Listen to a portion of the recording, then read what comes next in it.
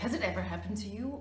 You're talking about something positive, and then your coworker or a colleague of yours keeps coming up with negative elements, keeps talking about elements that are not yet good enough, and you're like, stop being so negative. With a mindset like yours, you will never get anywhere.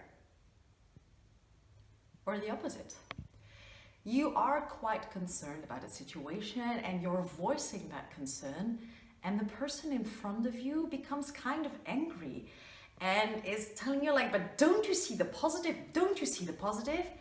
And you're like thinking, hey, stop being so naive. I mean, there is a problem out there. If you don't dare to confront the problem, you will never get to a solution. Open your eyes.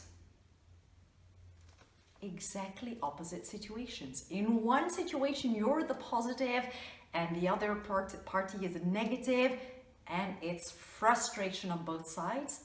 In the other situation, you're the negative one and the other party is a positive one, and again, frustration on both sides. We live that every day. We live it here. We live it in companies where we intervene. So often it's just like people talking next to one another. Now, what we've learned, what we try to practice ourselves as much as possible, and what we do in companies is really encourage people to highlight both the positive and the negative.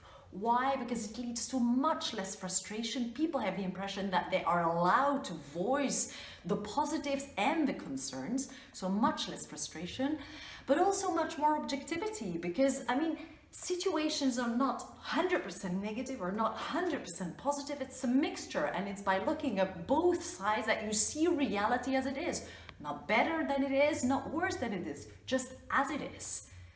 But also, when you as a leader encourage others to look at both the negative and the positive, as a leader, you will gain much more trust. It will enhance the power you project. It will enhance your credibility. So it's just like, if you want to create more positivity and more engagement in the team, less frustration, just like try to highlight and try to encourage others to highlight both the positive and the negative. Good luck with it.